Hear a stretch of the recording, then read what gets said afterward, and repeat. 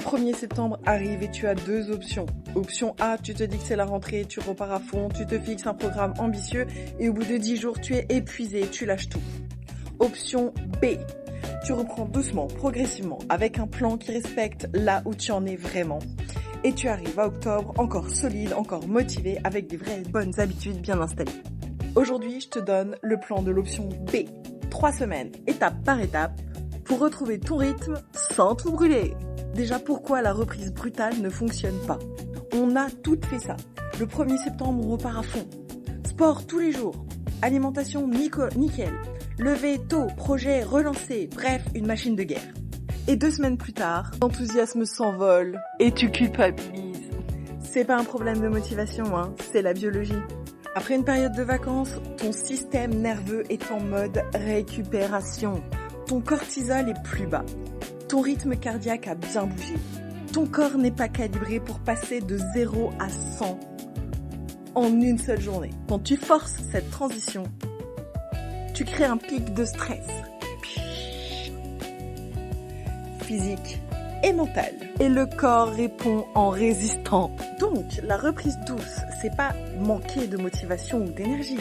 C'est simplement travailler avec ton corps plutôt que contre lui.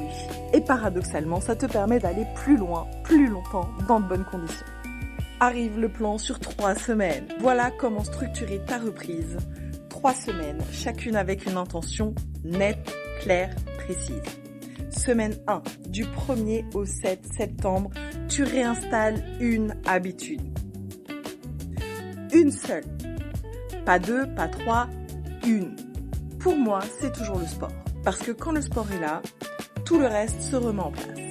L'alimentation suit, le sommeil s'améliore. L'énergie remonte. Bref, t'as compris. Cette semaine-là, l'objectif, c'est 2 sessions. Pas plus, des sessions courtes, 20-30 minutes max. Une intensité modérée. Pas de perf, pas de chrono, juste la reprise. Bouger de façon structurée. Et choisis des créneaux réalistes, s'il te plaît. Pas 6h du matin si t'es pas du matin. Et pas le soir tard en rentrant parce que t'auras repris le travail épuisé. Pour l'alimentation, tu restes sur une alimentation variée, diversifiée. La semaine 2, du 8 au 14 septembre, tu rajoutes une couche. Si la semaine 1 s'est bien passée, tu ajoutes une 3e session de sport par exemple. Et tu commences à rajouter la structure autour de tes repas. Des horaires plus réguliers, moins de grignotage, de la structure. Aussi la semaine où tu vas pouvoir reprendre la routine matinale. Oh, qu'elle est importante et qu'on l'aime celle-là. Pas élaborée, hein, juste 5 minutes dans un premier temps. Un verre d'eau, quelques respirations, une intention pour la journée, quelque chose pour marquer le temps du réveil à l'éveil. Semaine 3, retrouve ton rythme de croisière. Là, tu es prête à te demander à quoi ressemble ta semaine idéale. Combien de sessions de sport ? Quels horaires? Comment organiser ces repas? Qu'est-ce qui te donne de l'énergie ou qui t'épuise? C'est pas un programme figé que tu vas suivre à la lettre, hein. C'est simplement un rythme qui t'appartient, que tu as construit en t'écoutant. Et c'est exactement ça qui tient dans la durée. À la fin de la semaine 3, tu auras une routine installée, progressive et qui te ressemble. Pas celle de la coach Instagram, pas celle de la voisine non plus Germaine qui t'a donné 1001 conseils. La tienne. On va voir maintenant les pièges à éviter. 3 pièges classiques de la rentrée. Tu rates une session en semaine 1 et là tu te dis c'est foutu. Non, c'est pas foutu.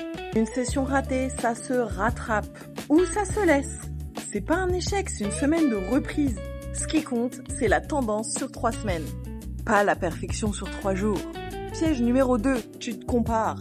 Tu compares à ta collègue qui fait du sport tous les jours, qui poste ses repas healthy sur Instagram.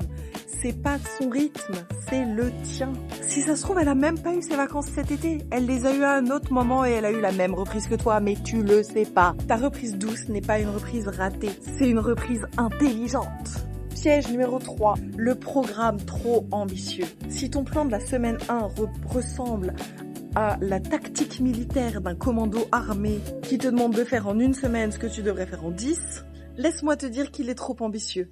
Le plan doit être tellement facile à tenir que tu te dises c'est un peu trop facile. Mais c'est volontaire. L'objectif de la semaine 1, c'est de gagner en confiance, pas de te prouver quelque chose. Tu sais tout maintenant. 3 semaines, c'est tout ce qu'il te faut pour retrouver un rythme solide sans t'épuiser.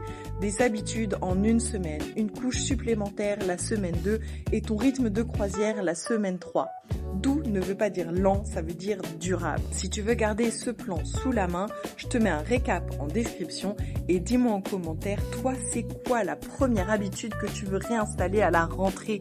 Le sport, l'alimentation, le sommeil, autre chose? Je suis curieuse. À la semaine prochaine et profite bien de ces derniers jours d'été.